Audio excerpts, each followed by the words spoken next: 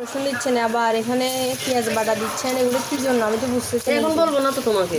আবার এদিক দিয়ে মুরগির মাংস ফ্রাই করতে দিয়ে দিচ্ছেন। আপনারা একটু গাইছে একটু মিস করেন।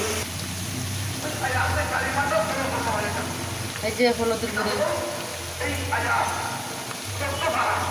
মরিচের গুঁড়ি দিচ্ছি, কমাই দেবো মরিচ। মশলার গুঁড়িতে সব কিছু চুরানো, তো সব কিছু মিশে চুরানো গেছে। কিরে আপনি কি পোলাও করতেছেন?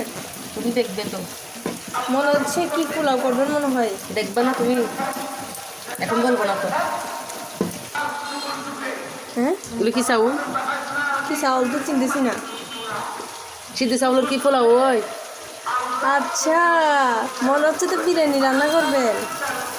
কি বিরিয়ানি নাকি? দেখো না, এই কোনো কিছু। দেখবা তো তুমি।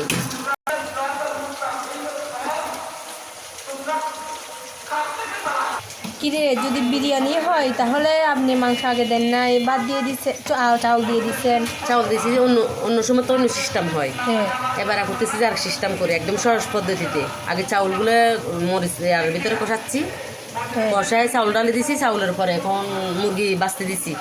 হ্যাঁ। ওইভাবে রান্না করতেছি। আর প্রতিদিন তো মুরগি করে আগে দিই, মুরগি কষায় তারপরে চাউল পরে সিদ্ধ করে চাউল দিই। আজকে দিচ্ছি অন্য সিস্টেম, একদম সহজ পদ্ধতি এটা। হ্যাঁ, আপনারা চাইলে এভাবে ট্রাই করতে পারেন। কষানো এগুলো কষায় যাওয়ার পরে মুরগির মাংস বাজাগুলো দিয়ে দেবো। আচ্ছা, এর পরেরটা দেখতে থাকুন আপনারা কি হয়। ফুল ভিডিও দেখতে থাকুন। আচ্ছা।